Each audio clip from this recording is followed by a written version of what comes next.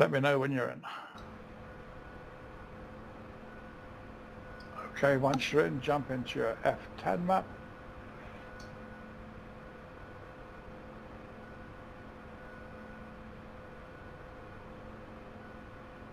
Okay. Okay. That's the one. Okay, we're in the map. Okay, we're going to go up to that wee village to the north, the one that's 5 kilometers up to the north. All right. Now, if I was planning this, no, the one before that, the one that hasn't got a name. It's this one there. Okay. So first thing, you look at that and you just run through the bits and pieces that were there and then put it in. So the brief is going to be, okay, there's intelligence, there's a couple of an advanced enemy group in there, of maybe a couple of vehicles and maybe a couple of sections of infantry. We're not quite sure what, nor are we sure where they are, but they're not on the main road that passes up to the east. All right. Not expecting any AA or heavy machine gun fire, so it'd be light firearms. No friendly forces in the area. We've got no support. We're going to go in and we're going to try and mask or unmask using the hill to the north or to the south as cover, pop up and do a reconnoiter of the area using our binoculars.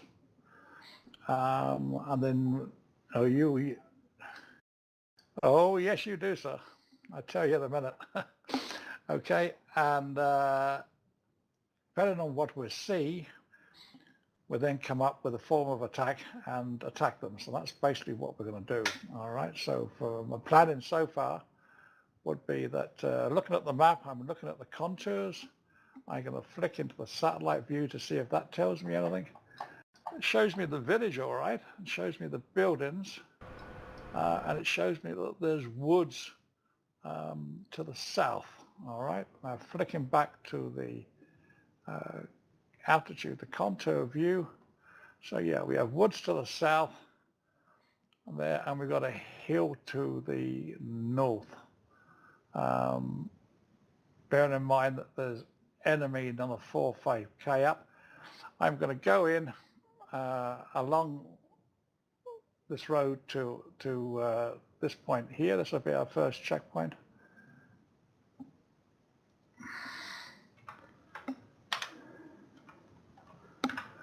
And then I'm just gonna turn east and come up to round about here, depending on what I see. Okay, and here we're talking about a recce.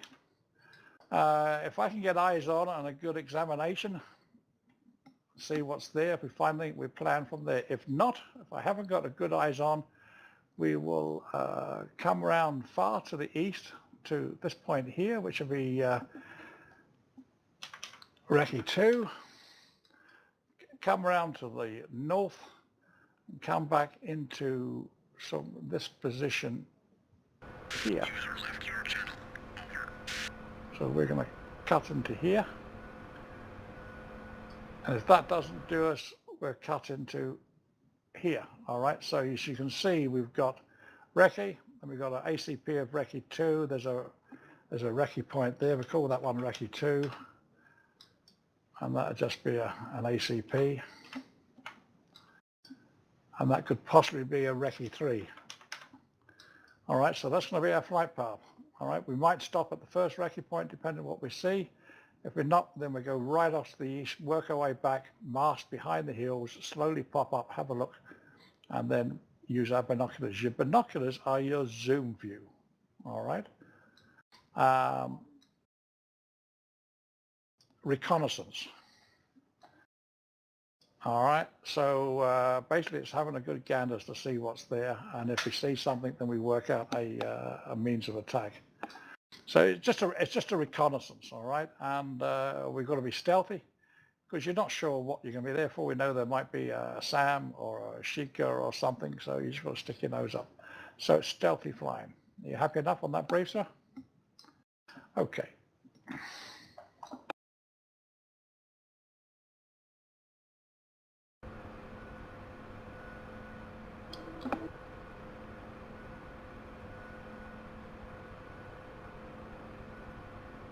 Get myself sorted.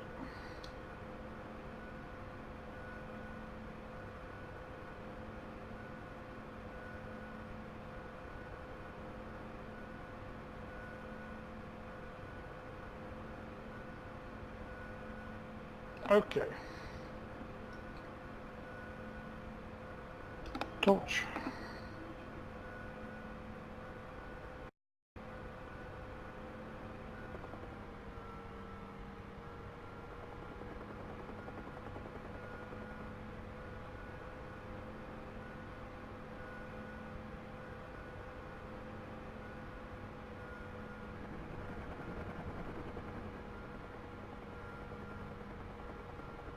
Once you get up and going, you just let me know that you're saddled. Pick your own spot, as long as you have me visual.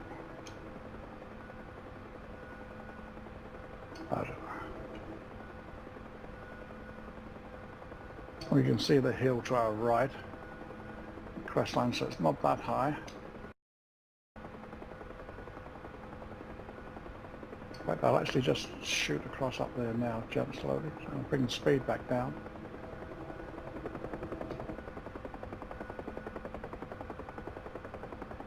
When we have our own comms channel, we can chat away to our heart's content.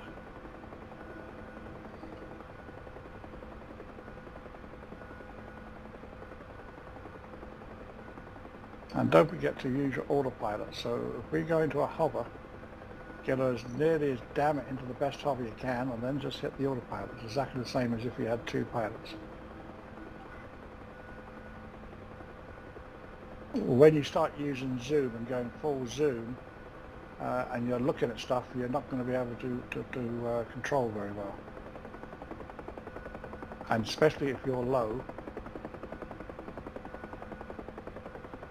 Okay, I can see smoke on a bit of the village, so I'm going to come down here.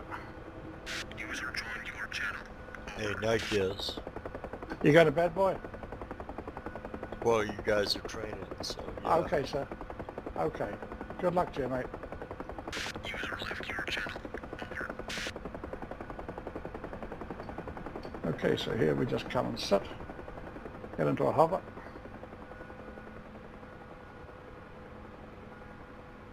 And you know when you're virtually in a hover when you've got full boot on your torque.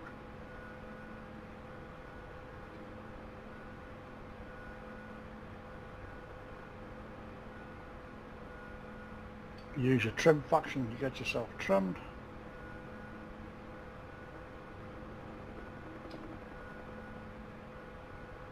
You haven't got trim mat, no? Oh, you have a Komodo, don't you? Okay. And then while you're here, you go full zoom.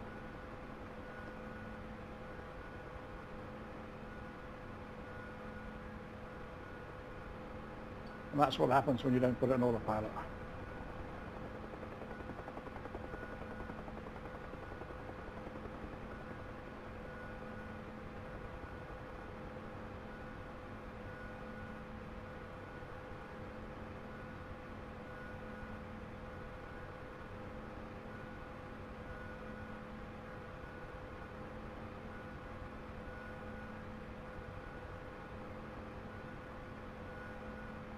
Roger.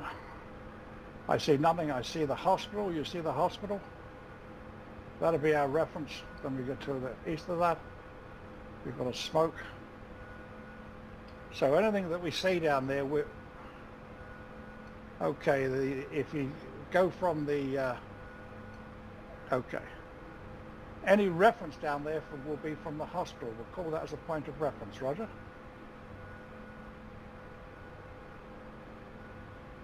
Now we can't see anything else here without going too close because just the way that hill drops down, so we're going to have to revert to another recce point, so we're going to head east, Roger. Keeping low. And there's a valley there, so we're going to have to go maybe south a bit.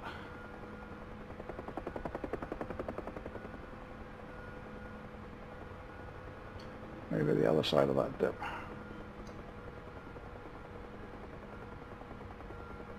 You just pick your own spot in relation. Okay. I'm just trying to read the ground.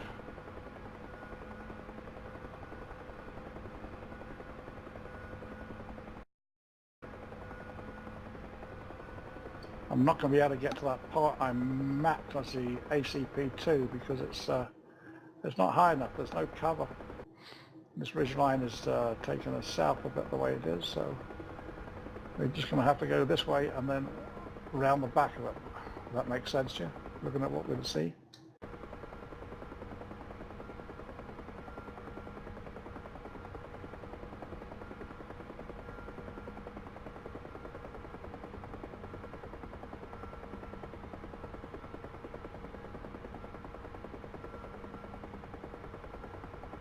If there was SAMs there, we would be lower and you would go a lot further round because they would take you out. But the brief was that shouldn't be any AA, so we're far enough away, so we're just doing a little curl here.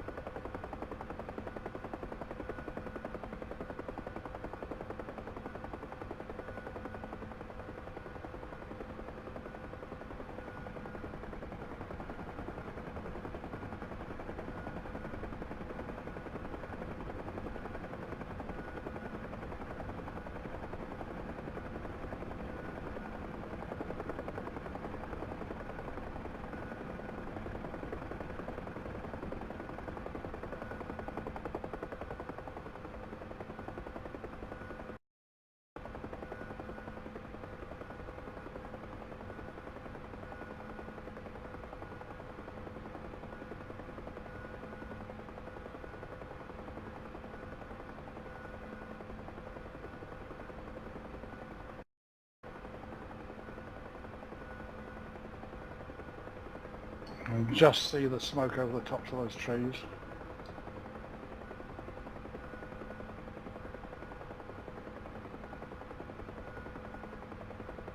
There's the part of the village there, so we're going to hang in here to get a bit more shade.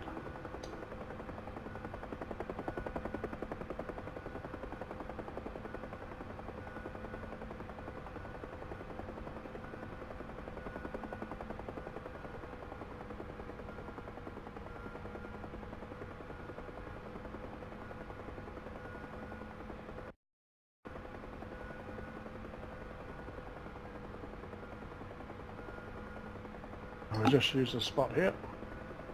Slowing down.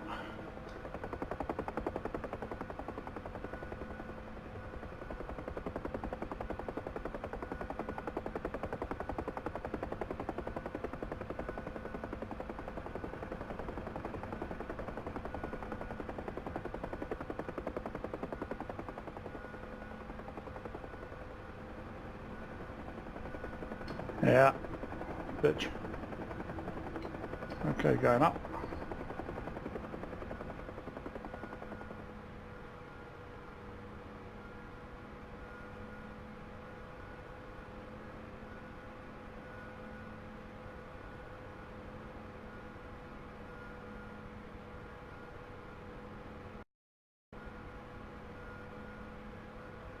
Zooming in.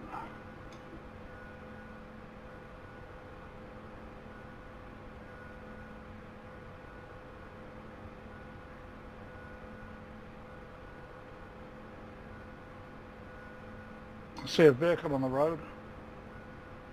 Eyes on.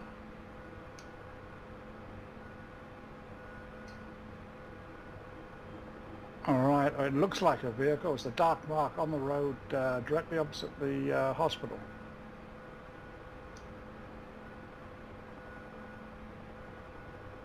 If you look down there, you'll see the smoke. To the left of the main road, to the right of the road, you'll see the side of the hospital. And then on the road itself, it looks like there's something on it. I'm not sure which.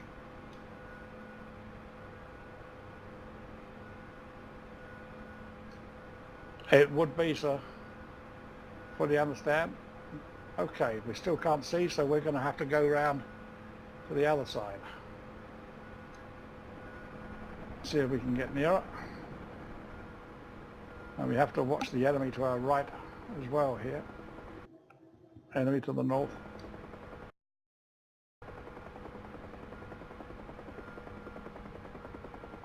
Now, for all I know, the enemy could be blown up because whatever way 6 has done it, I can't reset this map.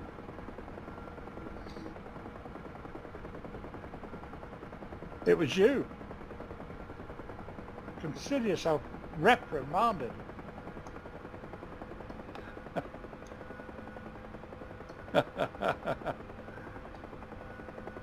I didn't do it, it was you.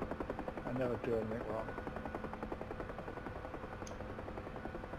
Okay, I take it you're nicely masked behind this hill alongside me as we come along here. Roger. It's just a matter of taking it nice and easy.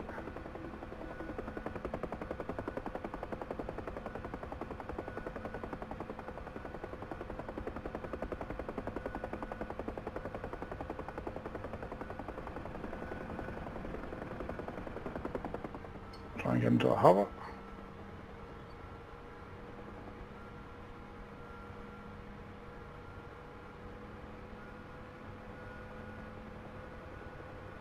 Run up a bit.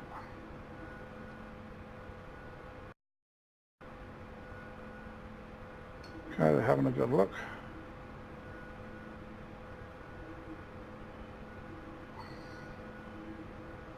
Yep, that's a wreck, burnt out wreck there.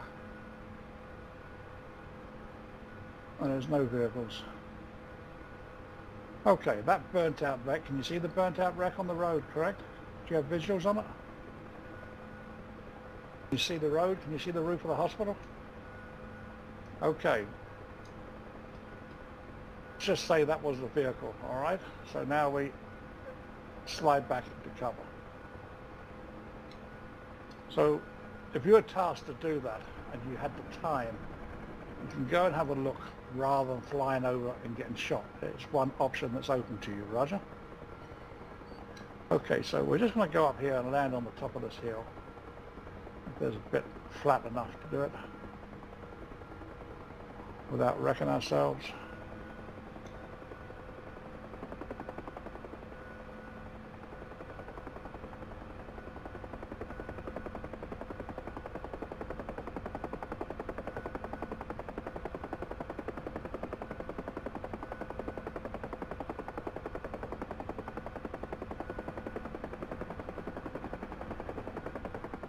Slight slope.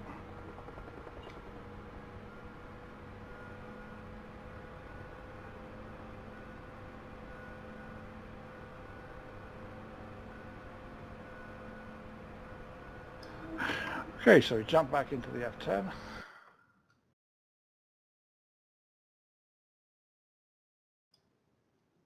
And we zoom right the way in. Go to satellite view and you can see the hospital, correct? All right, so I've just put a ring around the hospital and we know that truck is in front of the hospital, so we know that truck, or what we're saying is a truck, is actually, nope, there.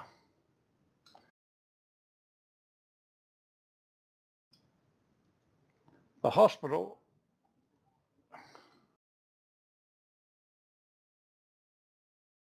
negative, it's to the north. Has a big cross on the front of the wall. Maybe when we were hovering up here, all right, my view was over the road and the hospital was the other side of the road. Roger?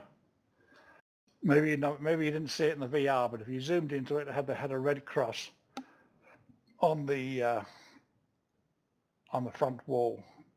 All right, and where I put 37, that's where the enemy is. Okay, so we then go back to our planning.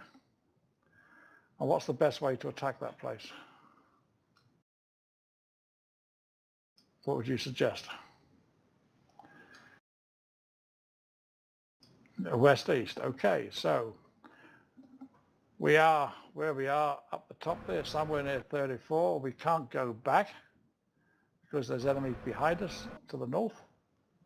So we're going to have to go due west, hit that road, come around. So you need to put a couple of ACPs to steer us into a release point. And your release point should be, I personally prefer a release point 5 kilometers from the target, all right, on your attack run. So get your ruler and measure from the target back out 5 kilometers, and that'll be your release point on your attack head end.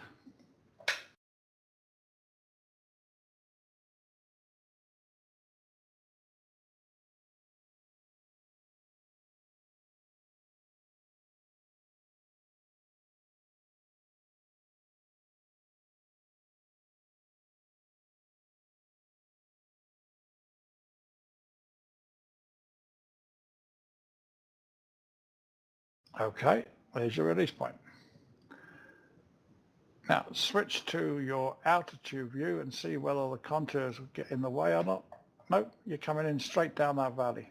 Okay, and the only reason I like 5 kilometers is it gives you 2 kilometers to set up. Now you can bring that forward if you so wish to 3 kilometers. All right, so it's up to you whether you want to leave it there or bring it forward a bit, but you'll have your release point. You would also want you have to decide what mode of attack you're going to use. So let's just say you were planning this. What mode of attack would you use? A low, a pop-up, or a high?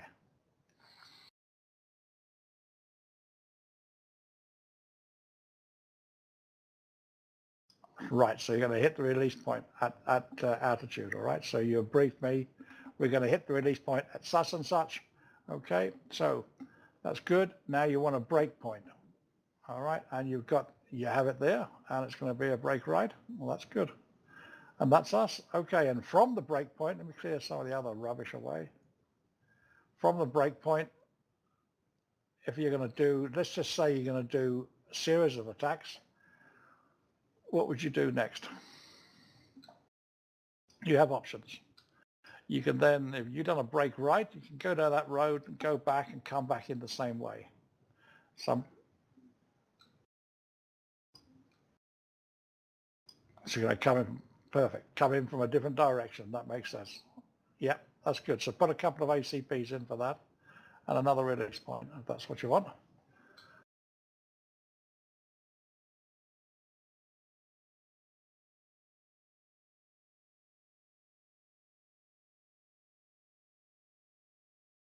And you can just eyeball, you've already got your measurements there, the spacing, so you can just eyeball a break point coming the other way and a release point coming the other way. As if you're going to do a high attack. You might decide to come in low on a turn on the bend, follow the road in low as a low attack, and then just open up. It's up to you, your choice.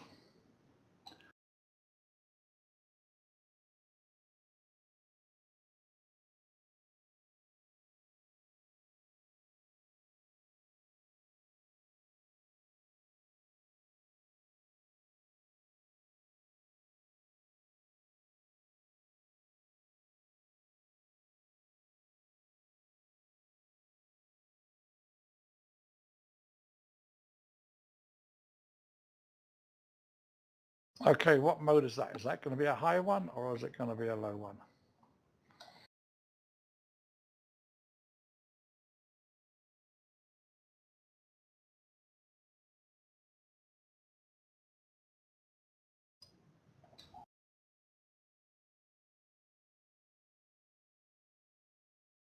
Right, okay, good.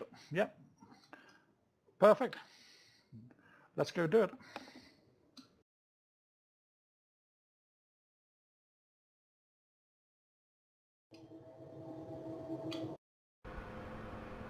You come over the top of me and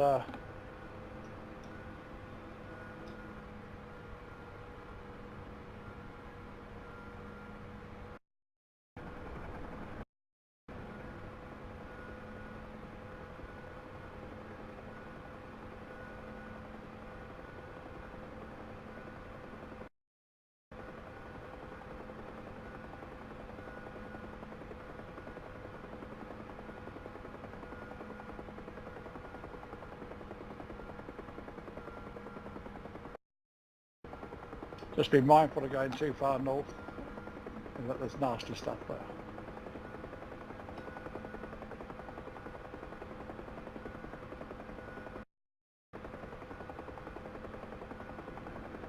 Roger, I'm saddled on your left. 7 o'clock.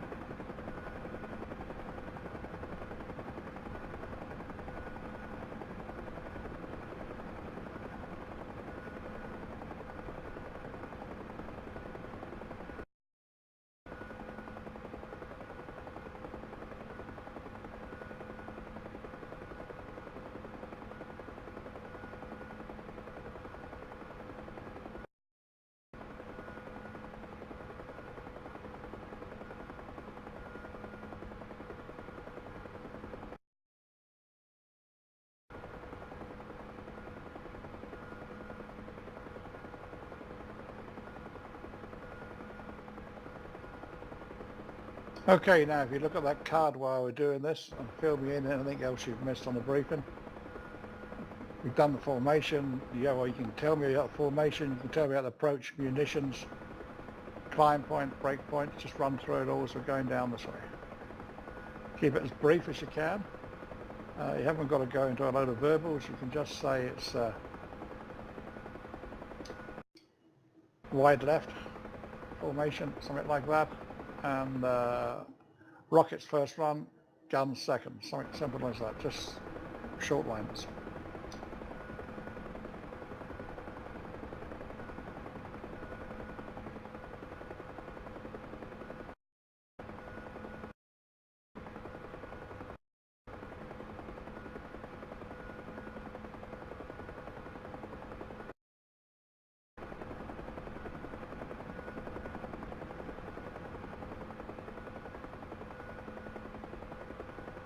Perfect.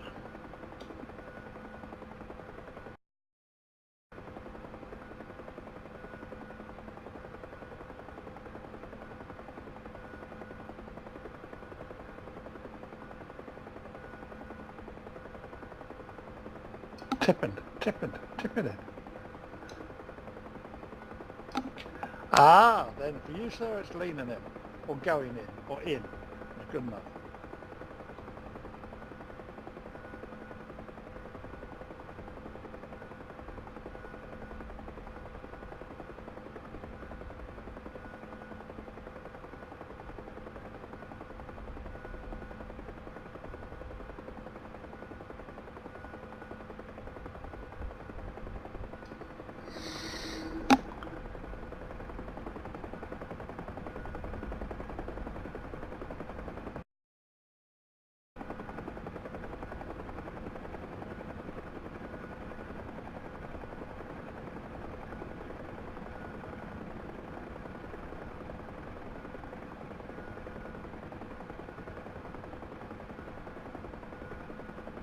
Four o'clock.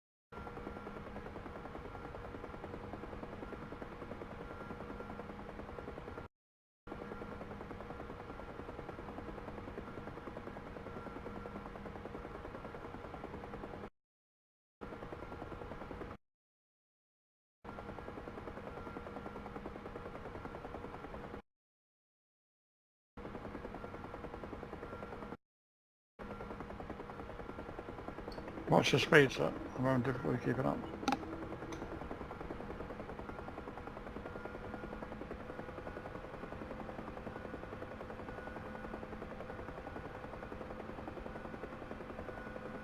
Cruise speed and guns, try and keep to 80 as far as possible, because once the EGT comes in, that's what's going to have to be, otherwise we'll be blowing the engines up.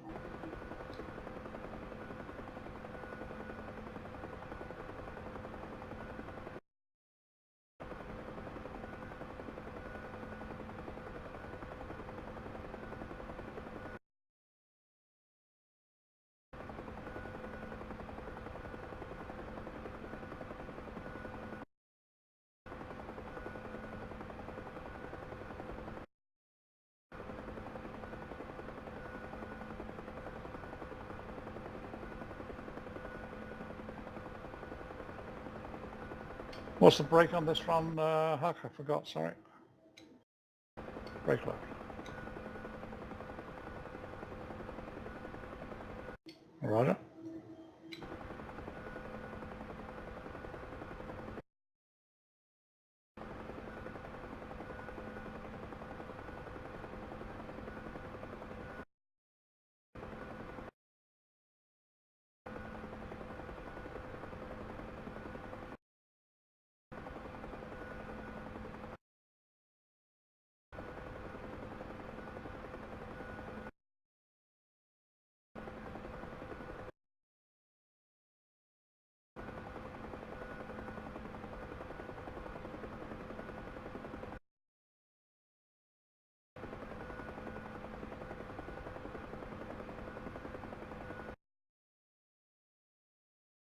And bearing in mind that we have mini guns on our right side, so our left brake will suit well for them, so if there's any nasties there, that is.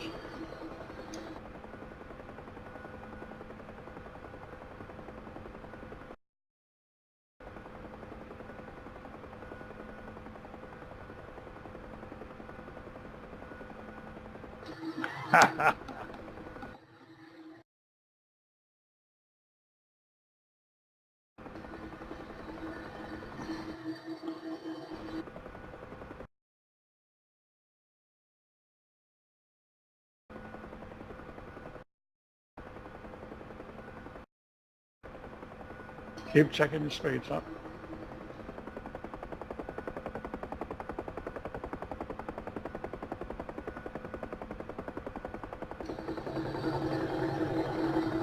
Harder. And wide.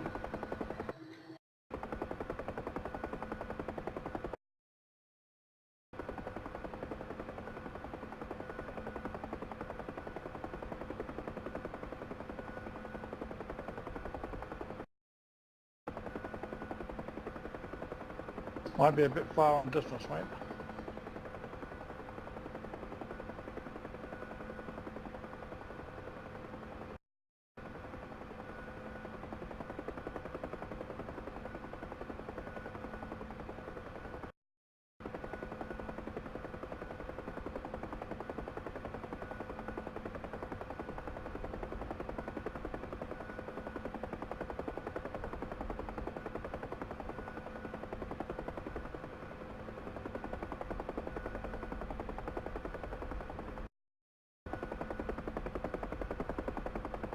Okay, abort the exercise and go down the river, down the main street, just to show you where the hospital is.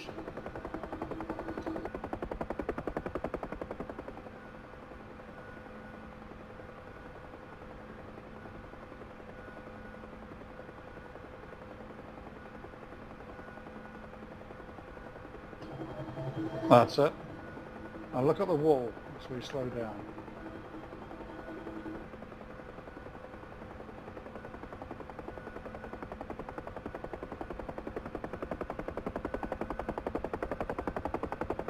Okay, see the red cross? Okay, I'm just letting you know because when we're over the far side, I said, you see the hospital with the red cross, and you said yes, all right? I said, right, that's going to be our reference point. So anything that we saw in there, we would reference to that building, all right? So what I'm saying to you, if someone says a reference, unless you're Don't say yes unless you're 100% sure that is, or say, do you mean the building with this, or has it got a red cross? I don't see a red cross, I see a building. But you've got to establish that reference point to be 100%. Make sense? Because once you've got that reference point, you can run anything off that. You can run the cardinal off it. You can stay north from the hostel, south from the hostel. If you don't do that, it becomes awkward. Okay, so no, that was good. Okay, back to the farm.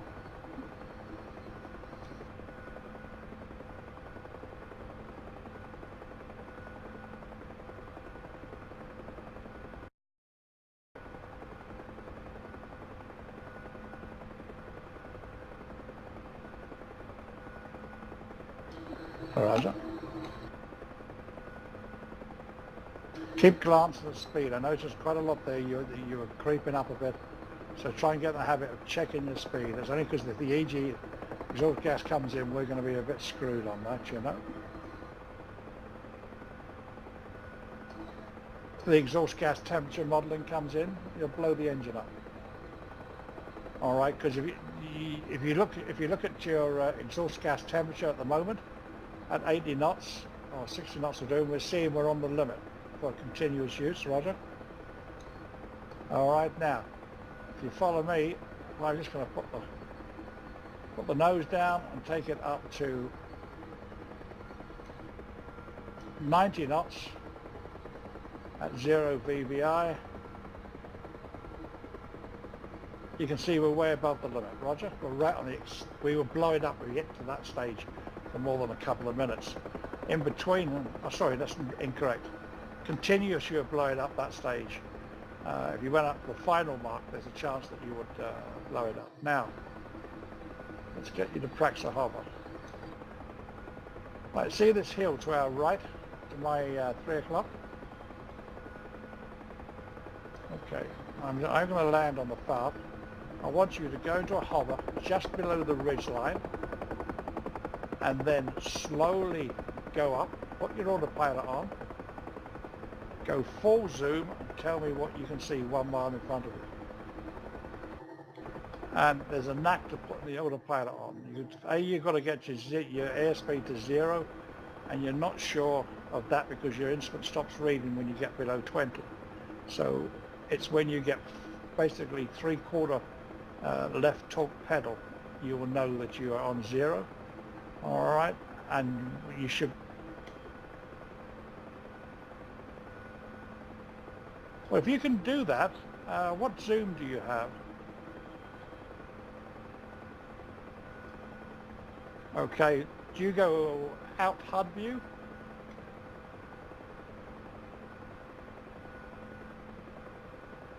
Okay, pop down beside me.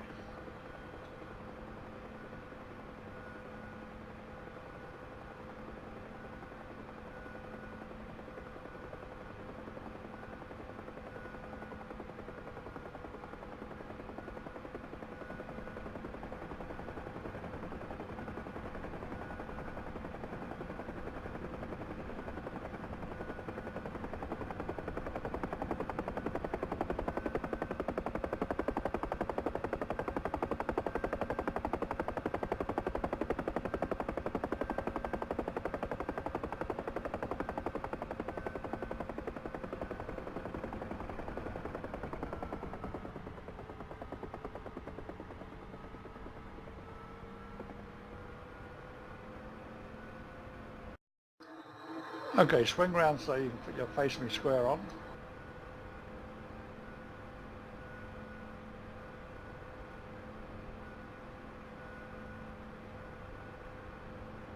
Okay. Settle down.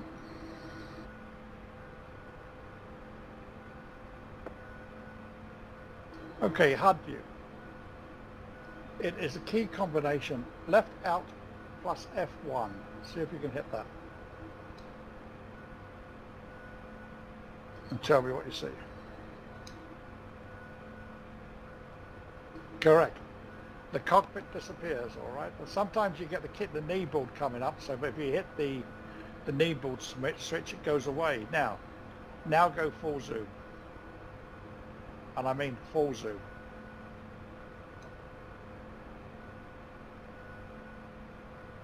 Okay. Okay, let me just turn around. Let's see what zoom you have in VR. Okay, face the road going up the hill the way I'm facing.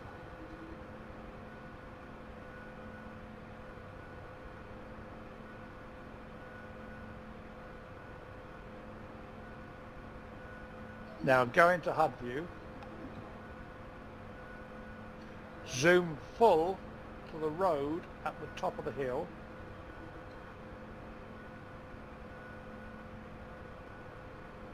Can you see the white markers, the broken white line, or is it a continuous line?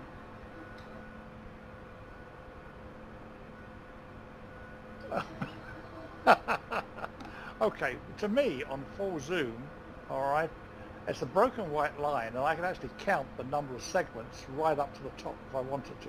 Okay, that's the difference. From memory, I don't think VR has a huge zoom. Would that be correct? Okay. Now, the reason you go HUD view is that if you were the co-pilot, you'll be able to look all around you without any part of the cockpit obscuring you. Okay? And you would have a pair of binoculars, and that's what I'm trying to simulate. So it's nothing to do with not doing it. Now, when you go full zoom in your ordinary cockpit view, and how big are your instruments when you're in full zoom?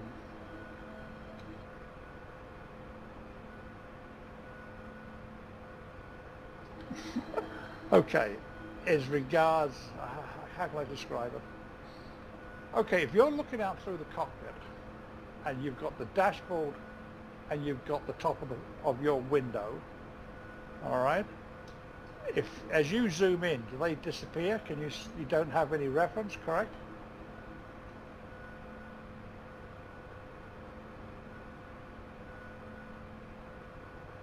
Right, because if I zoom in, it zooms into about 6 inches of my cockpit glass. Yours doesn't do that.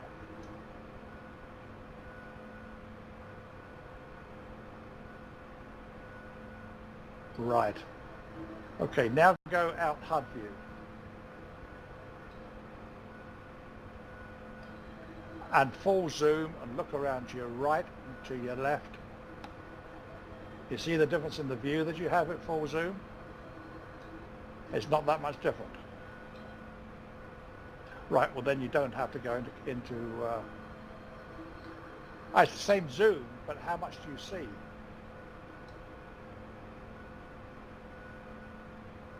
All right, that's okay.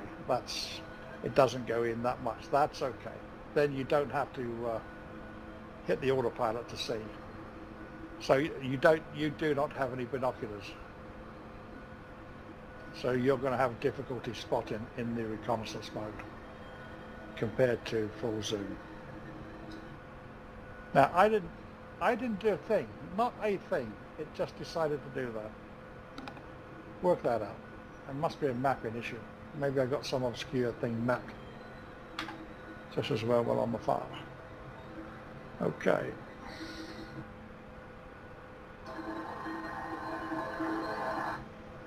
That's me back again. Right, so we've covered the briefing, and we've covered masking and unmasking, and we've covered wrecking. All right. Are you happy enough with those simple points? Right, what else we got?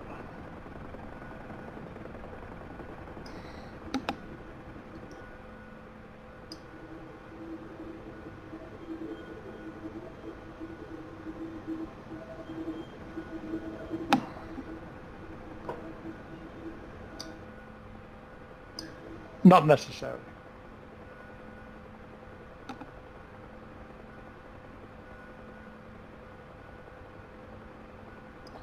Okay, go to your F10 map.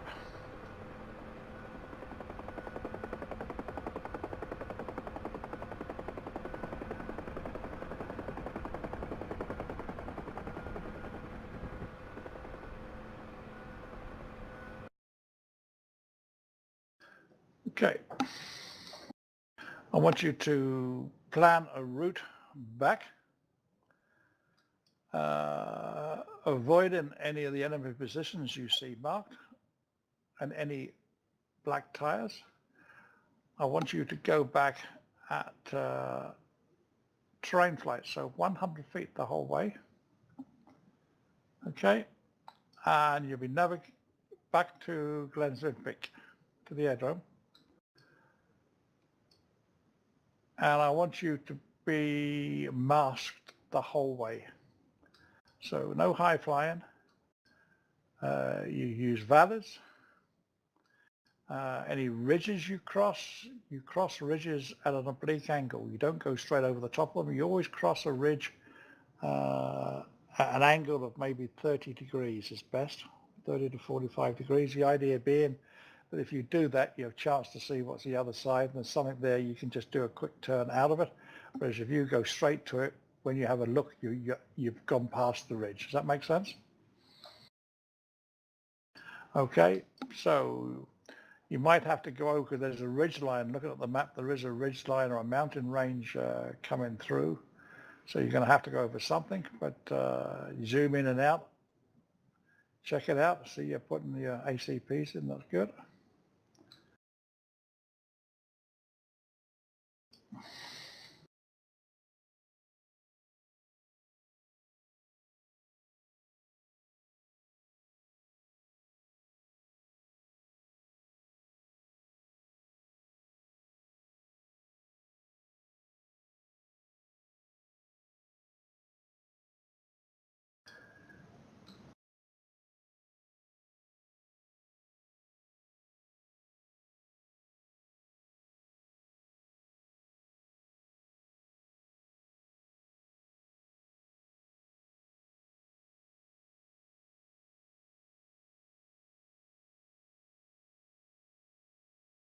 Okay, now your ACPs, if you have a look at the aide memoir,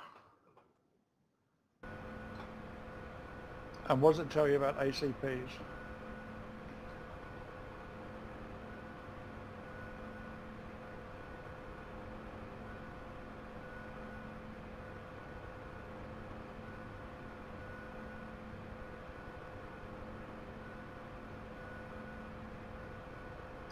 Bingo. So you want to try and put them so they're easily ID'd from the air. Now, you might be from where you put that one there. 46 is easily ID'd.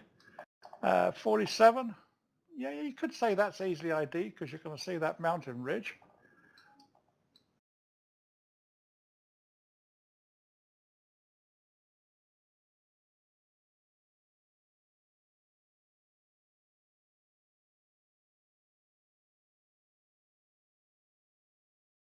Yes.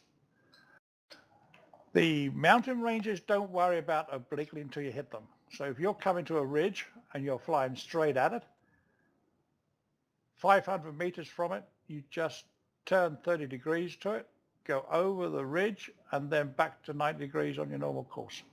So you haven't got to plan the oblique. It's only when you come up against it.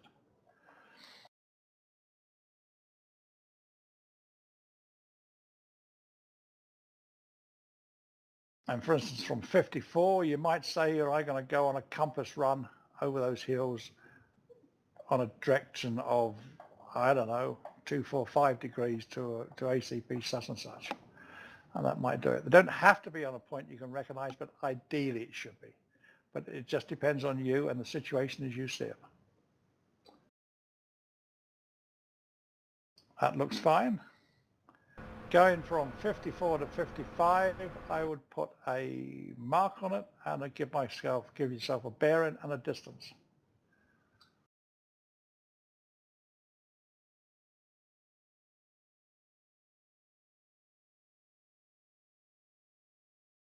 Oh, there you go. Perfect. 235, 10 kilometers. Absolutely perfect. And then when you hit 55, you're just going to go straight into there, and you can put a bearing on that if you want. If indeed you're going to do a bearing, if you're going to go straight from 55 to 53, which is fine. give you a chance to fly in straight at that ridge and then going over it obliquely and then carrying on with the distance. But, all right, so if you put on there things like that with bearing and distance, it'll make things a lot easier as you come along to it. You hit that river, and if you know the bearing that you're going for, that's what you do.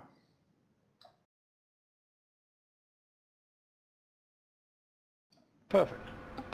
53, you don't need it, so you've got to put one more in, which is going to be your release point for the landing.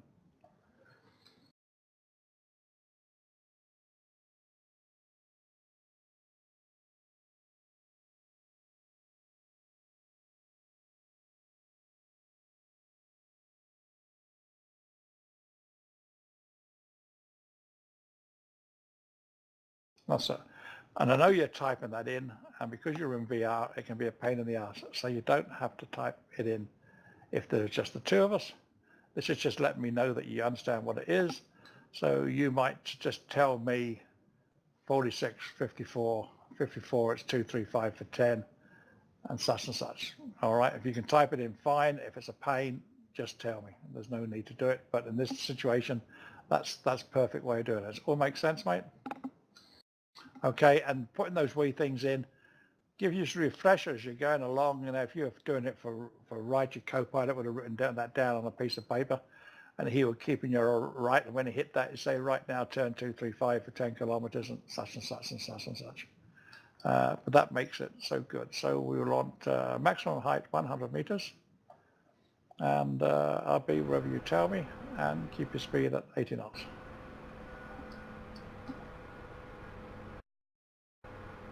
Hang on, I'm not even in the right screen.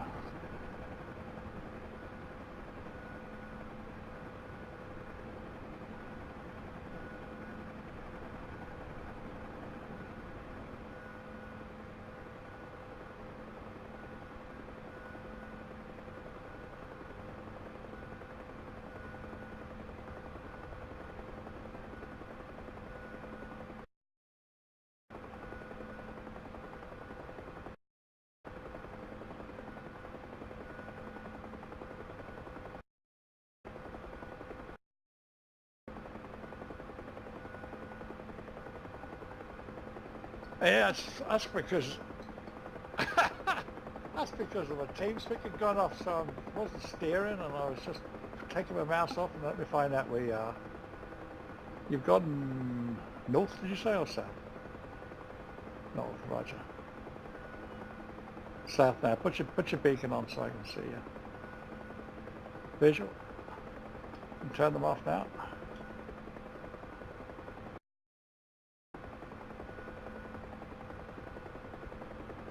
Okay, that's us. Roger.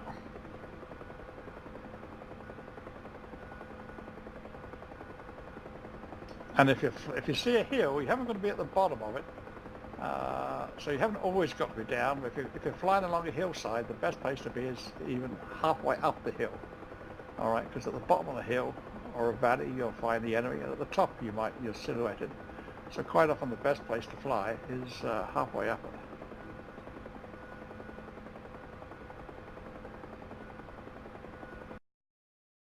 Again, watch your speed.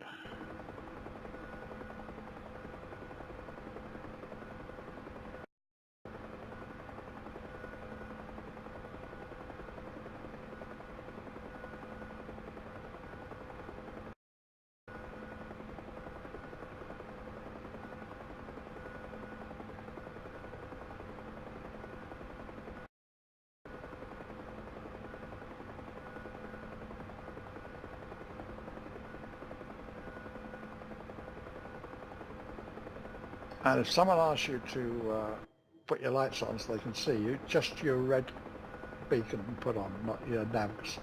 Navs attract AI fire, red beacon doesn't. Roger.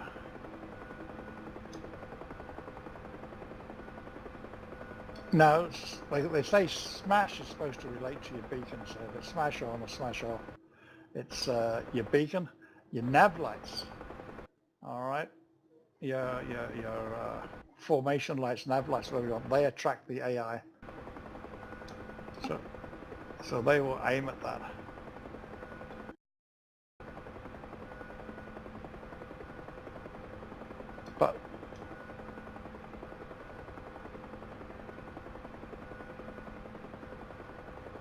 No, you're right. You're all right with the beacon.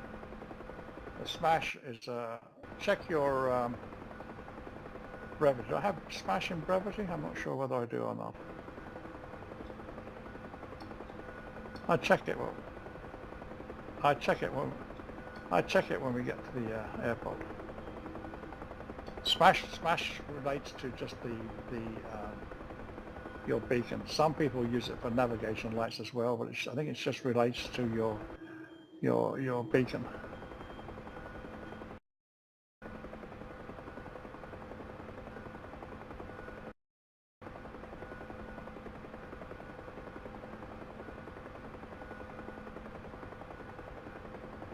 Two, 3, 5.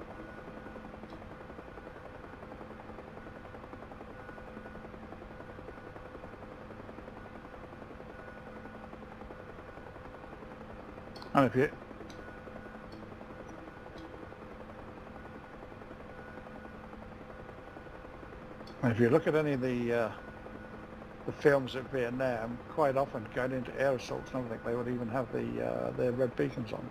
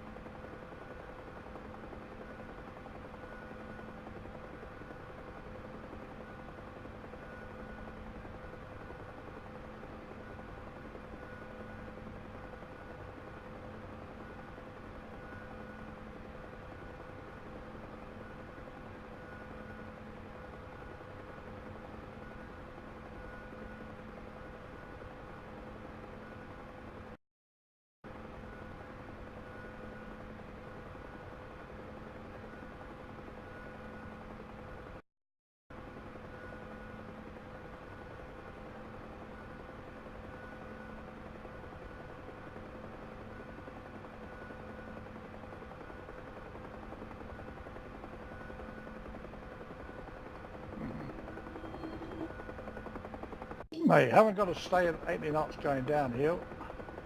As long as your EGT is safe, you can go as fast as you want, providing you don't exceed VNE. This is about 108, about 118, I think it is, something like that.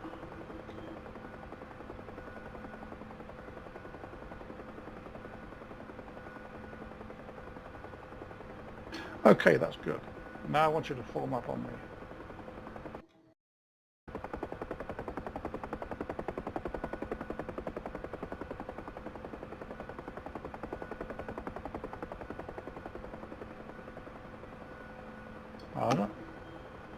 Now, just clarification on a couple. If we say, okay, I want you combat cruise right, then you go set yourself there about 15 rotor discs, and when you're there you say saddled.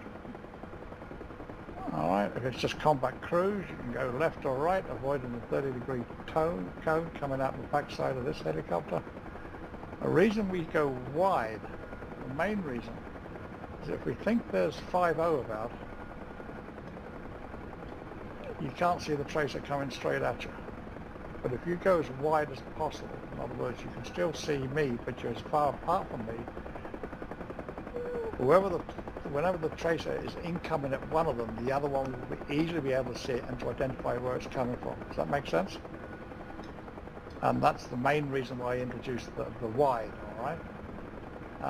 Now, as it is, we're using wide, if we're going into attack and we want to both open up at the same time, we say go wide, that's fine. All right, so now, what I want you to do is go combat cruise, any size you want, change it, and I want you to go as wide as possible. push it to the extreme in this light, and wide means you go as far as you can see me, all right, and still understand what I'm doing, all right. So depending on the topography coming down this valley, it might probably be the right hand side of that hill.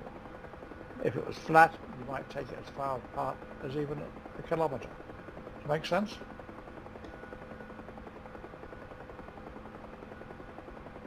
Good. Okay. And there's no problem if you suddenly lose me. You just tell me blind, and we try and work each other. I tell you my course, and that brings us on to communication. So if we do lose each other, which will happen, you just say blind, and I tell you my course and speed, and we try and link up. Roger?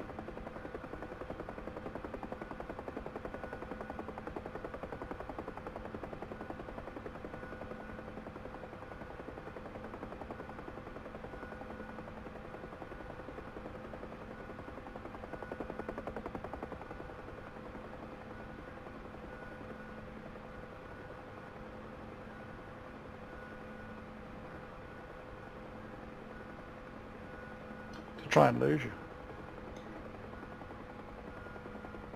Are you wide? Good man.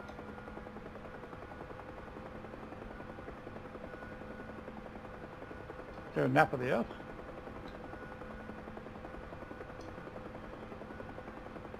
Maximum height 100 feet.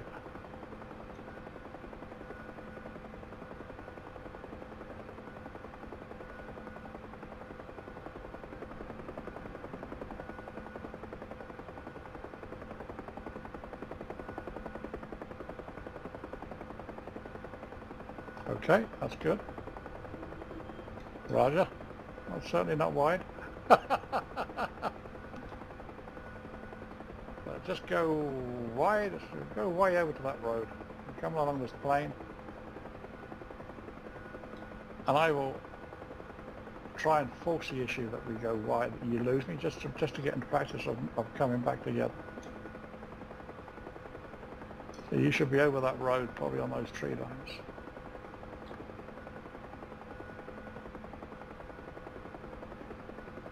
All right, and I want you 50 feet on this plane.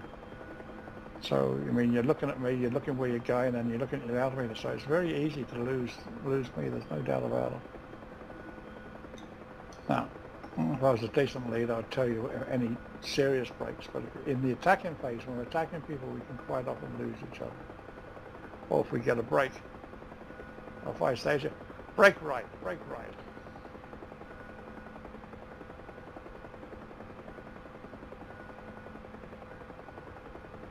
Okay. Do you have visual on me? Which way did you brake? Okay. Do you remember when I said brake right? That's what I mean. You go brake right.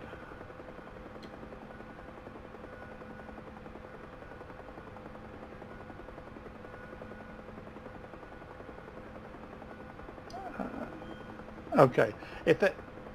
No. If there's fire coming in, something like that, and if I say brake right in urgency, just slam the anchors over to the right. Just go. All right. Because under brevity, you have check right, which means turn right. Brake right is maximum before performance turn to the right instantaneously. Okay. And it's a 90-degree turn. If I don't tell you a number, it's a maximum performance turn assuming 180 degrees. Roger? So there's a difference between brake. Now, a lot of the slicks don't know it, but that's correct ATM brevity. You have someone says brake, then you brake. And it's maximum performance, so it's full collective 45-degree bank, if not more. Okay, so form up on me.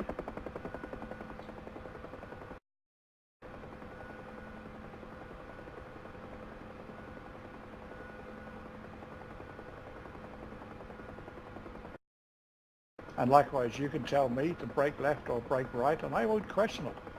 All right, so if you tell me to brake left, I just hammer it over, full hammer. And you don't have to come with me. You can go the opposite way, or attack, or whatever the case may be. Okay, brake right, brake right.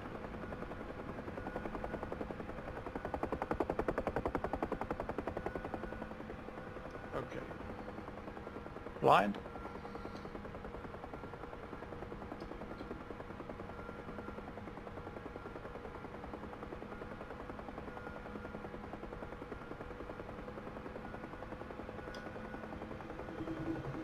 Roger, I'm headed north and coming back round again.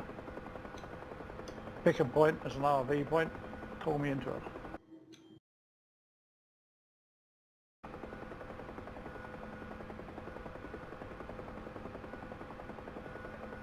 Roger.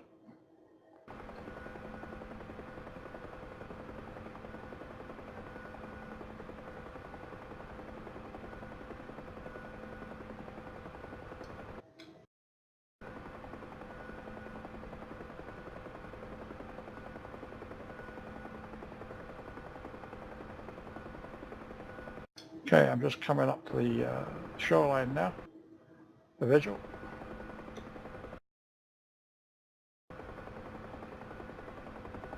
Okay, I'm check 90 right, heading west along the shore. Form up.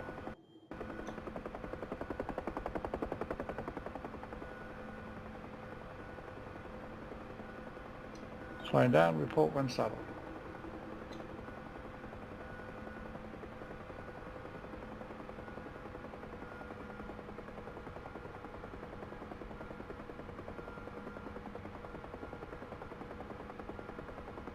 Okay, just to recap, someone says brake, or you tell someone to brake. Maximum performance turn, instantaneous. If there's no heading given, no cardinal given, then it's assumed a 180 by the person. A check is just a brevity for, I want you to turn right, left, or whatever. Happy enough?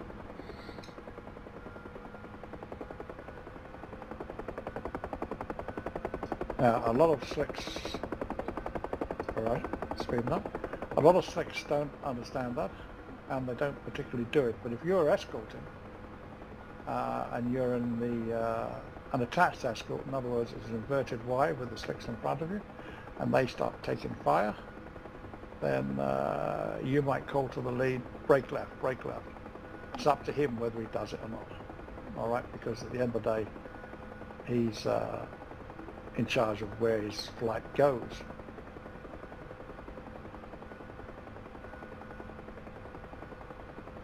Yes, but if it's a tiger flight, if it's you and me as the team, yeah, shows you how much I was concentrating. If there's and you just turn around to me and say brake, or I tell you brake, you just do it instantaneously. No ifs, no buts, you just do it. And then you sort yourselves out thereafter.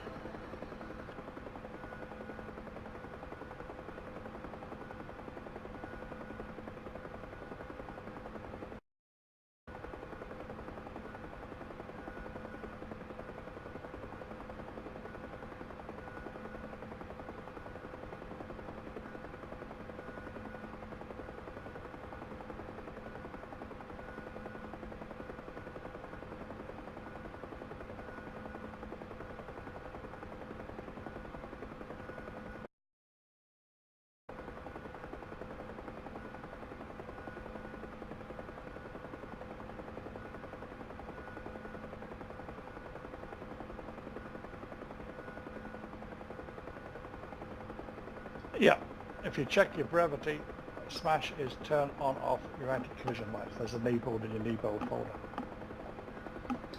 If you've got the latest one.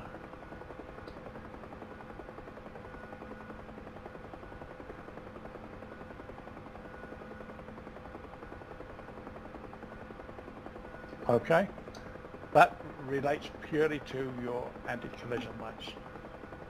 So if you can't see someone, just tell them smash on. You know, simple as that. and it's no problem. It won't affect the AI shooting at you. And in reality, if you're flying high, the guys on the ground can't see it. If you're down in a valley and you have enemy on top of a hill, they will see it. So there's no great issue using it as such.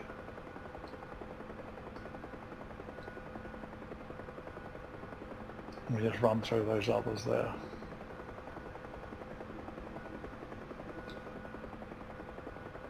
There you go, brake, perform an immediate maximum performance turn. Ones you haven't covered so far as fragged, as the briefing, air task and order.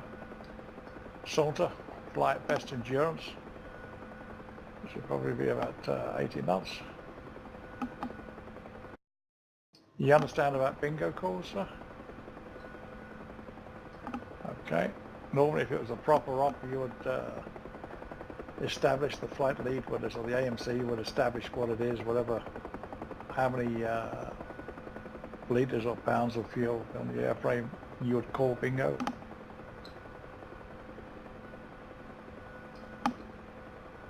Okay, tally and contact. Have you used those much? Okay.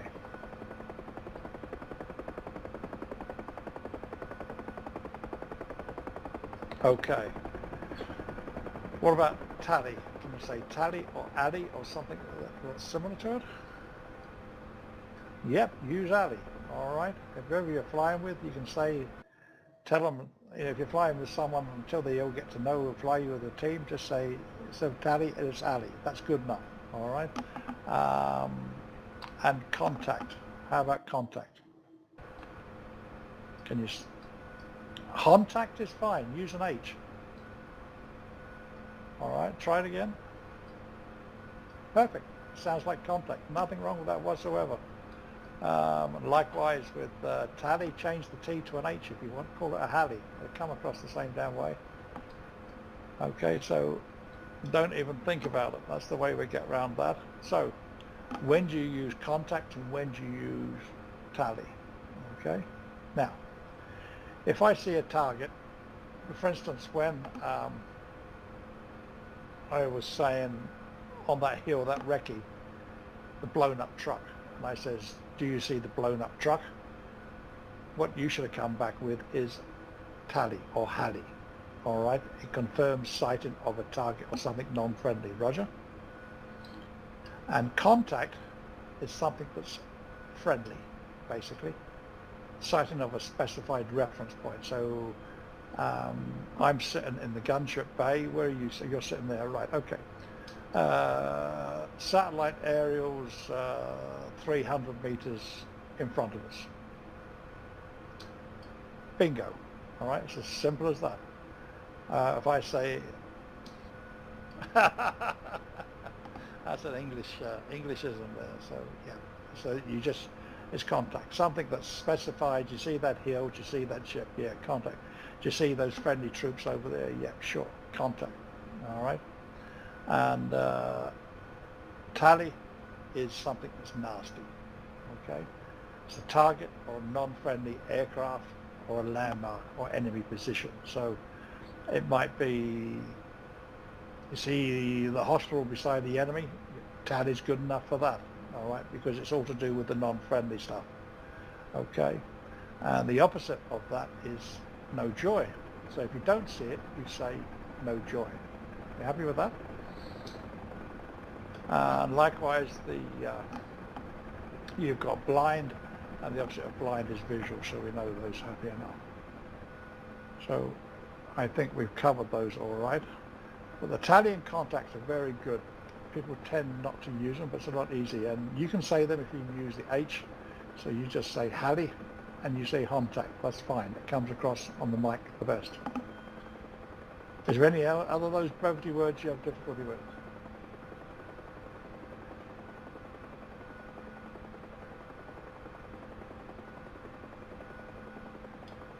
Can you say it with an H?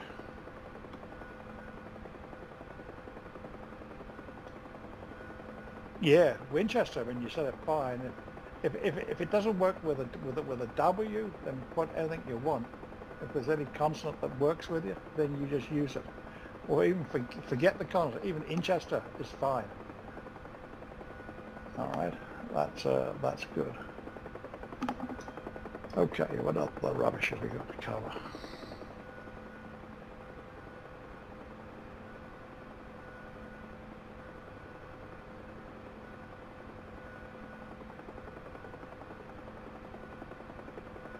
Okay, so you've just done train flight navigation. That's that one sorted. Masking and unmasking, you've done that.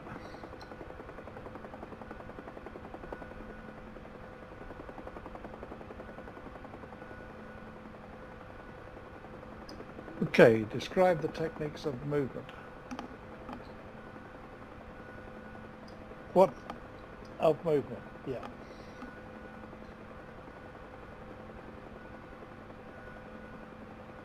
Correct. Okay. Okay. You got several things. If you're ordinary formation flight, you would have combat crews, maybe combat crews left or right, or free crews, or combat spread. So you understand about combat spread, yes? Okay, so you have those. We've talked about wide and left and your position and where you can go, so we've covered all those. We've also covered, if you're talking about escorting people, you've got an attached or a detached. An attached is where you're an inverted Y, either side of them, and you're following them. Detached, you could be maybe a kilometre in front of them, clearing the route as you go along. Roger? Okay, so that's that sort of thing. Now the other one that you have is you've got an overwatch. All right, now, okay, come and land beside me. Where are you?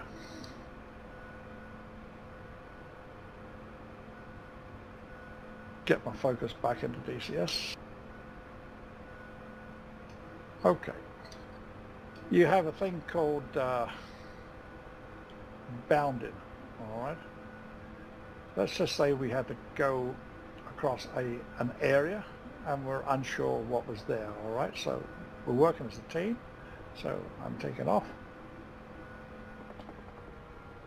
Maybe two of us are just hovering here, right? And we've got to get to that ridge in front of us. And we've got to presume it's a pretty bad area, all right? So we do it in bounds. So let's just say you're first, so I'll hover here, and I'm watching in front of me in the air. Roger. So away you go. You do a bound to the first bounding point, which will be those trees at the beginning of the runway.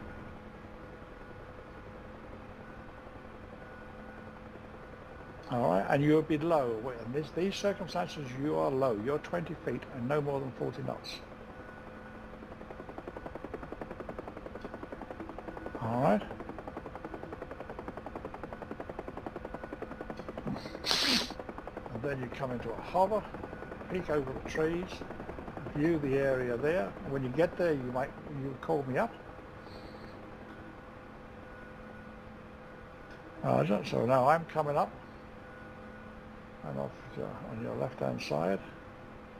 Now, are you observing in front? Can you see anything? Okay, so you keep observing up front, and then I go forward on your left. All right? So I'm concentrating on flying low and slow.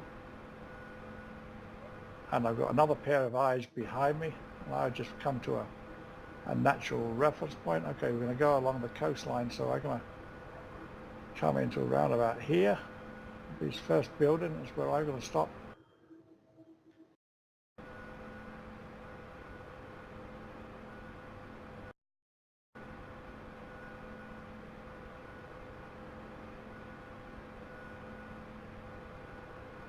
Okay. Okay, you come on forward now and then go on past me on the coastline until you find a natural spot and then call me forward.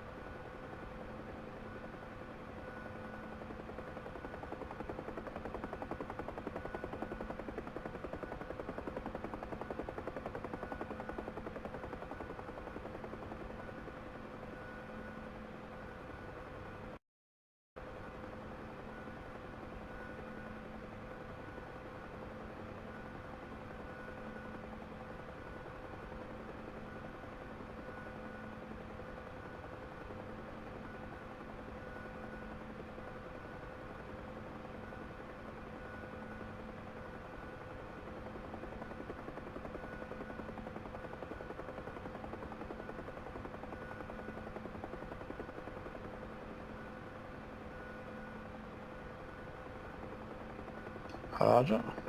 So then you have a poke about, as I generally make my way up to you, and you're looking at the area in front that I've got to traverse. So now I'm coming up, so you've reached that point, so I'm coming forward. And if you see it all clear in front of you, you say it looks clear, and then I go on ahead. Okay, and you just keep there your eyes looking all about you.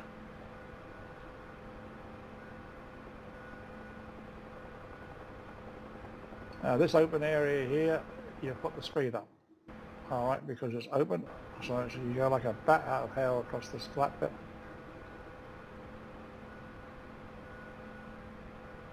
And you just sit there.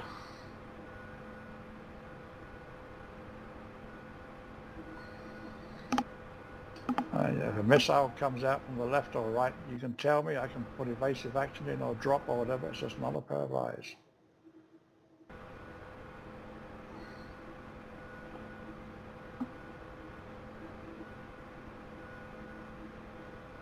Now I get to here, I've got no view forward, so I put into a hover here, I turn around, cover your back, and then call you forward, and I'll be looking out along that plane there in case we're worried about that. So everything's sort of done as a silly crash. I'm talking too much. You get the gist of it? Okay, that's your bounding.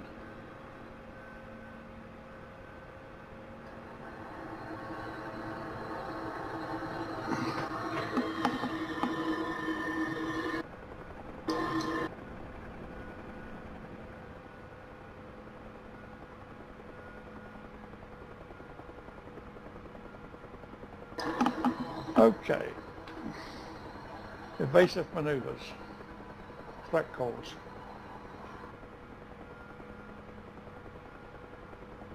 This one might be difficult for you.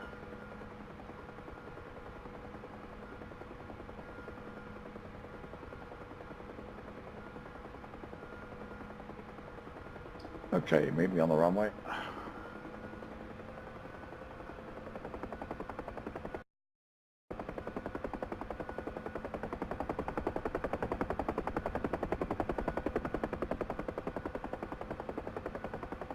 Can you remember what a threat call is? Or what should be included in a threat call?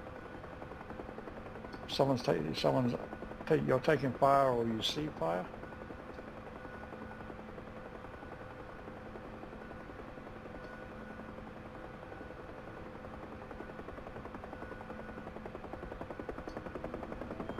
Okay.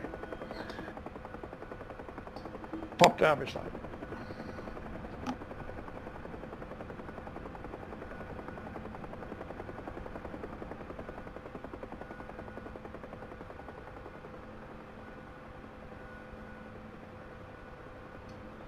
Okay, if you're in formation flight, there's two separate ways of looking at this. If you're in formation flight or you're flying as a gunship team and you're close to me, within 10 to 15 and we're going in the same direction, and you see fire coming in at you or at me, you have to say what it is. So it's incoming fire, all right? If you can say 5-0, fine, or 762, or tracer, but it's not that important.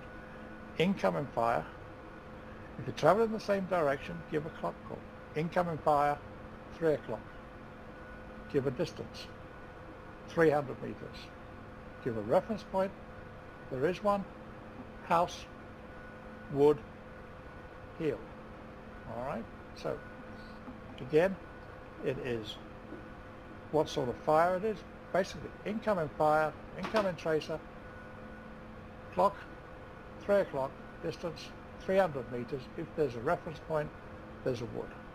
And you've got to say it as quickly as possible as that. Now, as we're a gunship team, you can also, because we're a team, you can also decide to say brake left, brake right, or not as the case be, and leave it up to the lead, depending on how far away or how serious the threat is to you. Does that make sense? If you're not in formation, so maybe you're flying wide So we're not necessarily flying in exactly the same direction. So a clock call is pretty damn useless because I don't know where you are other than I know you're probably half a mile off to my right somewhere. All right, so a clock call is pretty useless. So if it's on you, you have to say it's on you. If it's on me, you have to say it on me. If you can see me and put a clock over me, that's good. If you can't, you have to use a cardinal point.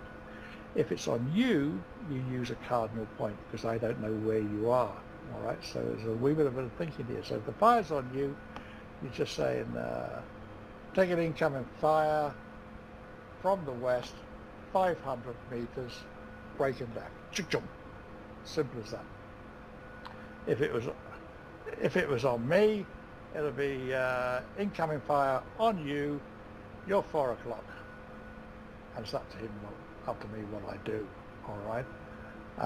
But you can only overlay that clock if you can see me. All right, does that all make sense? So I know it's quite simple, so it's just incoming fire, all right, and it's the clock or cardinal, how far, and if there's a reference point. The important thing is to get out incoming fire.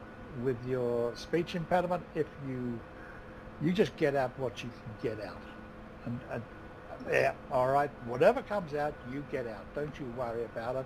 If you can get out something that says, yeah, there's fires, shots, whatever coming, if you can say 300 or 400 meters, or if you can say close or far, if you can say from the wood or from your right or the left, the important thing is to get it out as quickly as you can rather than having difficulty getting it out, which probably just frustrates you more than anything. Does that make sense?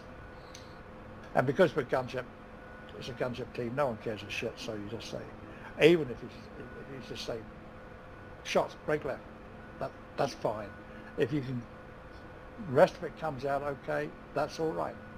But it's just getting something out.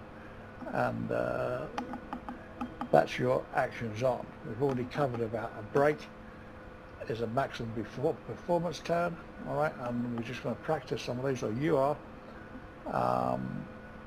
Have you done any really proper maximum performance turns? Okay. Yes, no, yes, I'm sure you have. If you, yeah, if you're going along at 80 knots, all right, and you need to pull a maximum performance turn 90 degrees to your right, so you've got to sling it up to about 45 degrees, okay? And what else have you got to do when you do that for your controls? Okay, I tell you, you've got to stick more collectively, because when you're flying level, you've got a certain amount of aerodynamic lift vector going up.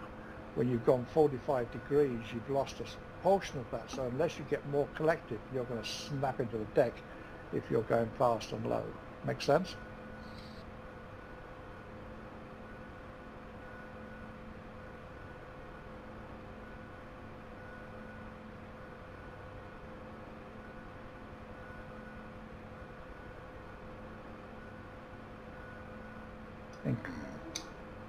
Okay. Okay, let's follow me. Keep tight to me.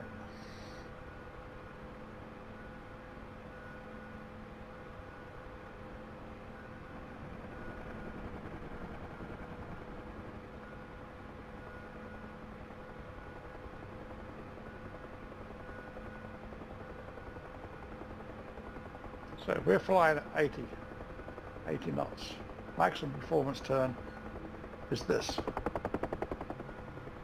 To keep the speed up, you've got to put in collective.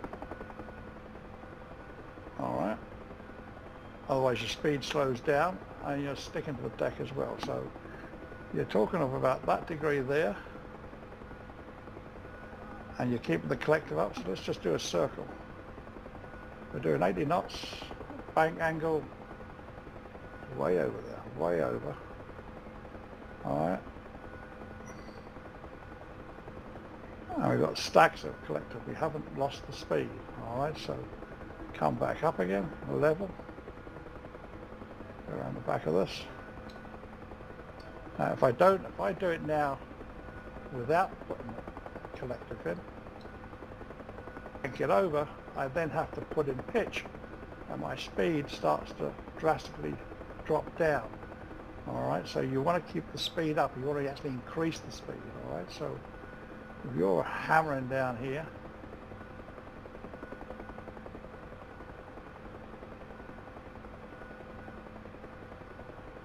it is, but shorter radius, you lose the speed. Now, if I was getting fire from the right, I want to do a maximum turn like this, get down low, and then start jigging.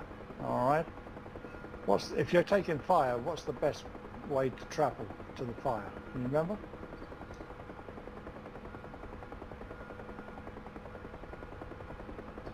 Bingo. All right. So if I was suddenly getting fire from the right, I've got to put my distance to it. If it's close, so I'm going to have to come over here and go down really fast and low to get my distance. Not for long, only for 2 seconds. And then you've got to do this nonsense. You've got to jig, and then jig again until you've got that distance from him, and then you go perpendicular to him so you can't walk the traces onto him. Does that make sense?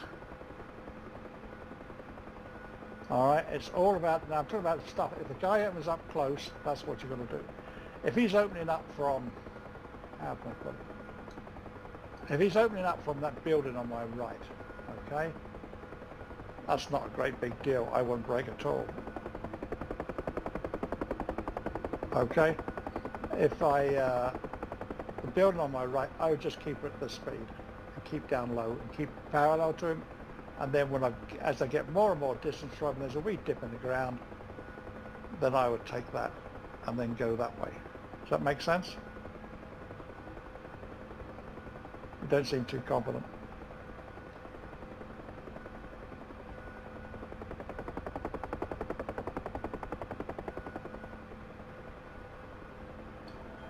What way?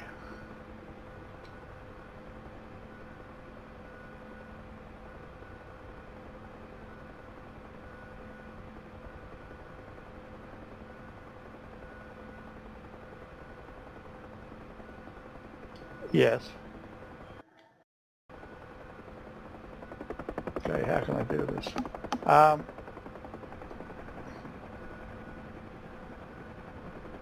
Can you, if I put up co-sketch, can you see it okay?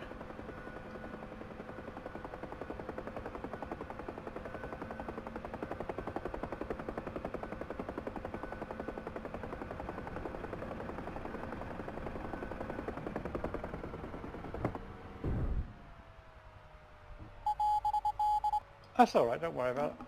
There's the link.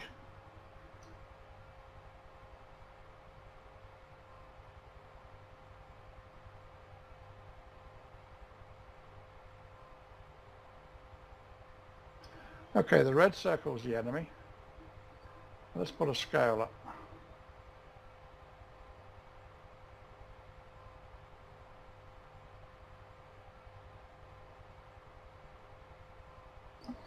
Okay, that's 500. That's 1. That's 2. Okay.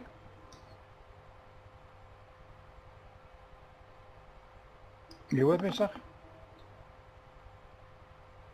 Okay, of course your mic from your thing. Okay.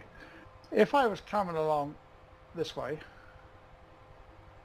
and this guy opens up on me when I'm here, maximum performance turn. All right, you've really got to do it. And when you're going this way, you've got to do that until you get that distance sufficiently, and then you can go that way, and that way he can't walk it onto you. All right, if you went so quick that way, he'll get you, or if you went on that way, he would get you. So you've got to put the distance in. All right, so we're coming in here. You could even get away with that, and you've got to put those in until you get the distance, and then you can go that way, or you can go straight down that way. All right.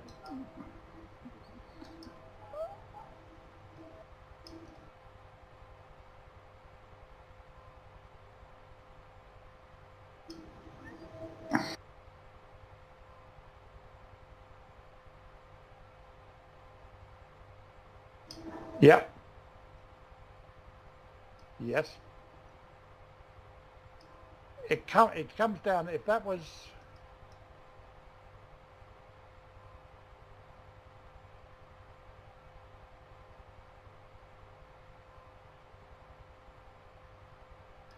depends on the distance. It all depends on the distance. If you're, and where you're going to, it depends what else. I mean, this is also hypothetical. If there was somebody else here, it becomes even more awkward, all right? But in essence, you've got to get the distance from you to him as quickly as possible. That distance there, you've got to get that distance to something manageable, all right? And that's the first thing you do. So that's your break. So if you're coming down here and you're close to him and he opens up, you do a maximum performance break to get that distance. You can't stay in the one line, all right? So then maybe you do that and that. And at one stage, once you've got that distance up to about a kilometer, then certainly you can go that way, all right? But if you try to go that way at 500 meters, he will walk them onto you. You've got to get that distance away from him. Once you get to about a kilometer and you're going perpendicular to him, there's no way he'll be able to get you.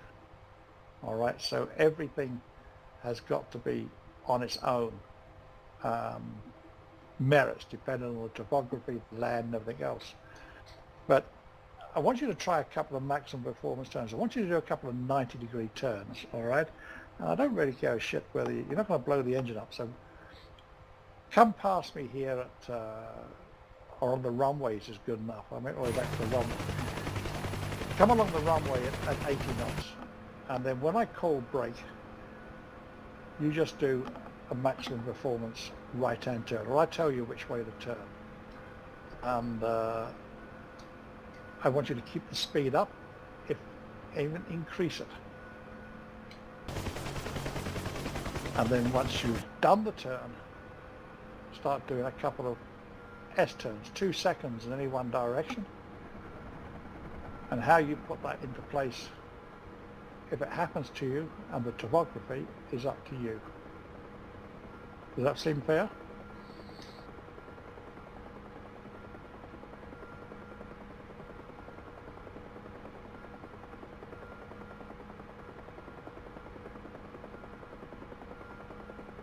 I will.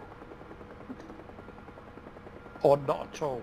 And remember, if I don't say it at all, you've got to assume it's a 180.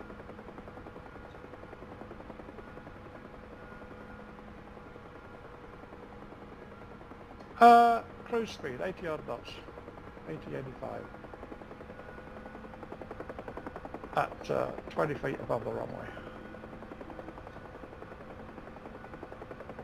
I want you to keep that 80 knots up in the turn and the altitude. Okay, brake left, brake left.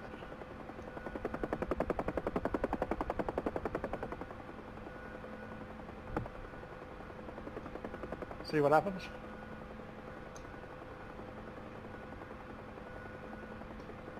Yeah. Yeah. Why did you crash?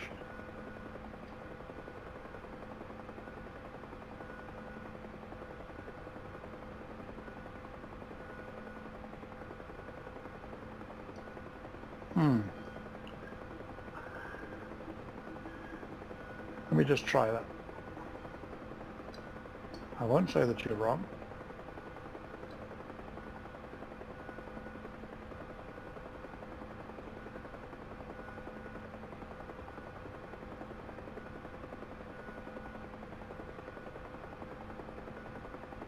Okay, I'm on the runway. 80 knots.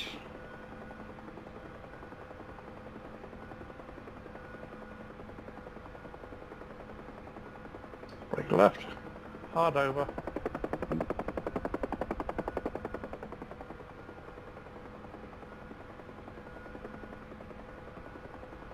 That thing because of the sun. No, I had no droop. What angle was I there?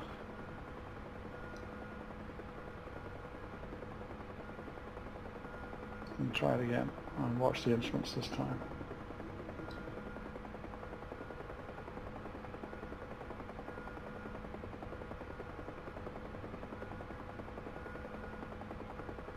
If you give it too much pitch, you will drop things.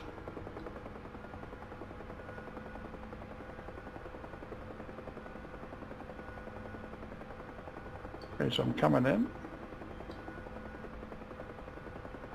Hard over. Bit of collective, keeping 80 knots the whole way round, same height.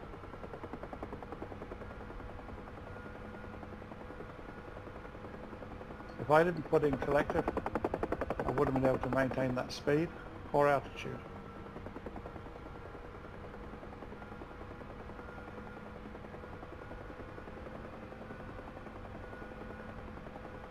Okay, you form up type on me.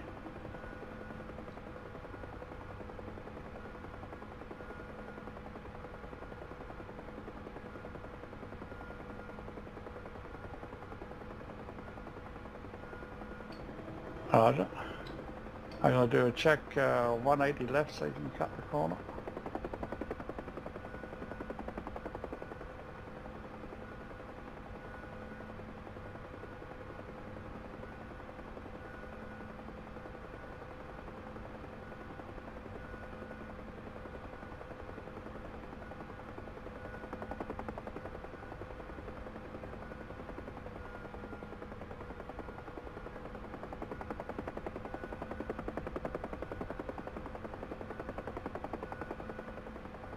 Okay, my torque's at just under the 30. Coming in at 80 knots, you settled. Roger. Wang her over hard. Put a bit of collective. Keep the airspeed at 80. All the way around the turn. Take off the turn. Take off the collective. You're still at 80. No drop in RPM.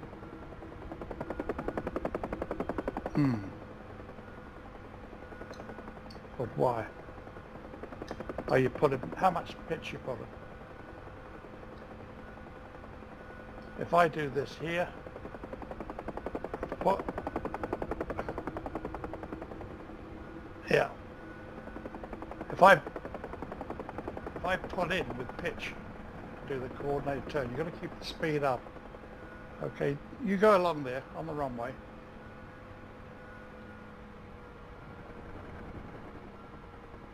Keep your eyes on your airspeed indicator. Okay, brake left. Left. Hard over.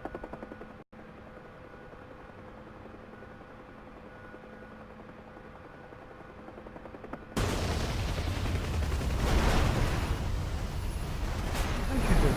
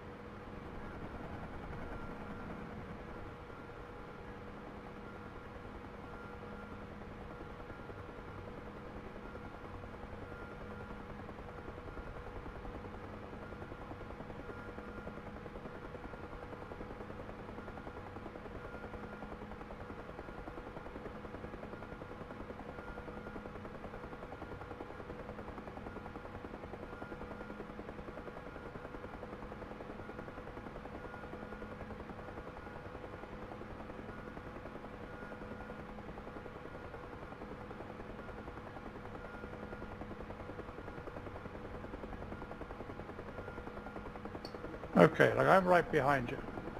Wait till I call you.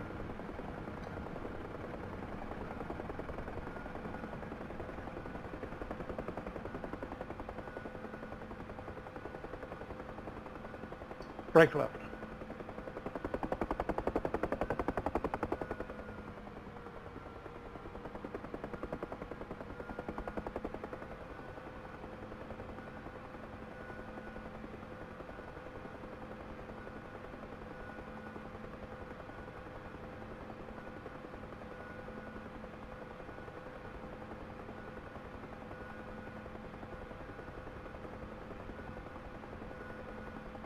All right, I don't get any alarms whatsoever when I do it. But I don't pull the pitch. I'm trying to keep the speed up the whole time. I'm not saying your way is wrong, don't get me wrong. Alright, I certainly don't get any droop or any alarms. I'm putting her over to 45. I mean, I reckon, I outmaneuver you on speed. It's not so much the tightness of the turn, it's to keep the speed up and keep really flying. Now,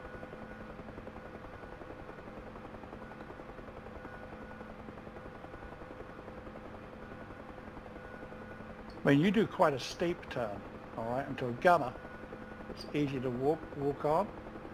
So just fly just above me, so I come underneath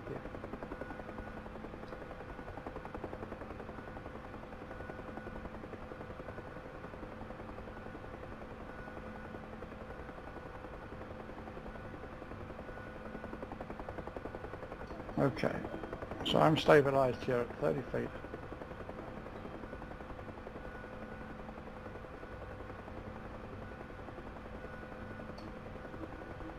80 knots coming up the hatch on the runway. Okay. Okay. I'm going to call a brake left.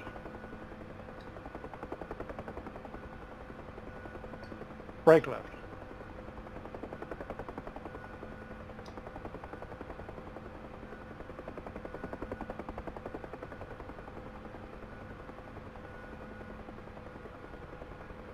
Still with me? All right. Yeah. Okay. I slow down, come back over and stay sort of 45 degrees and above me.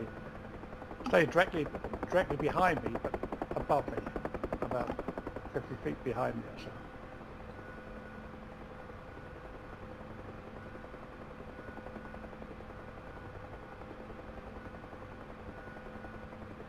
Okay, putting speed up.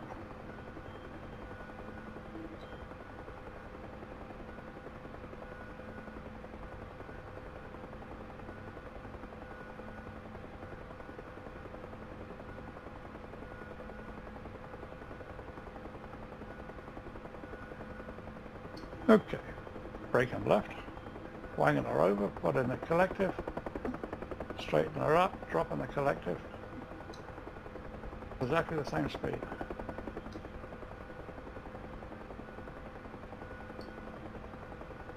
You still with me? Okay, once more, brake left, bang her over, collective, keeping off the deck. And I'm studying my rotors. They're rock steady, there's no droop whatsoever. That's because I'm not putting pitch in. Yeah, just pure over, collective.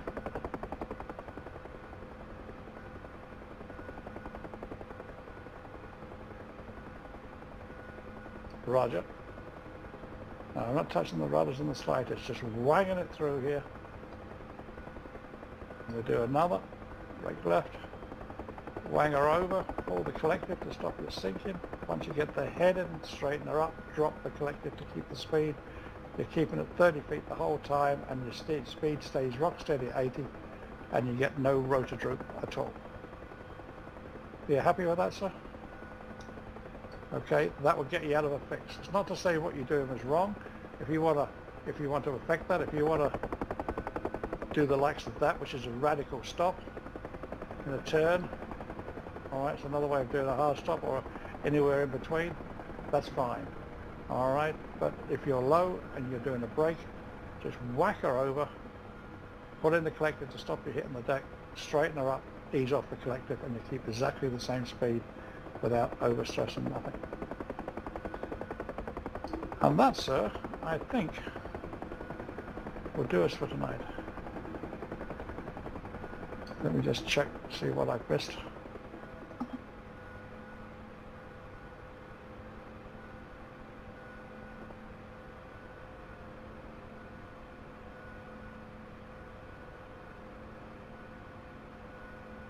Perform evasive maneuvers. That's what you just did, correct? And perform actions on contact. You can do that, no problem. Remember, you just get out what you can get out. All right. So you've now covered all the requirements of the gunship training, of the Army training manuals. So just got to keep them in practice for a week or so, and then we spend a little time about attack patterns and reconnaissance. We've actually done the reconnaissance. Communications, we need a little bit of that. Aerial escorts, you sort of need to touch up that a little bit. Reconnaissance you've done. That's you not far off completion, sir. You just got to put it into practice. Any questions on tonight, mate? That's good. Okay, perfecto. Thank you very much. It's 1 o'clock in the morning, so I think I'll call it quits.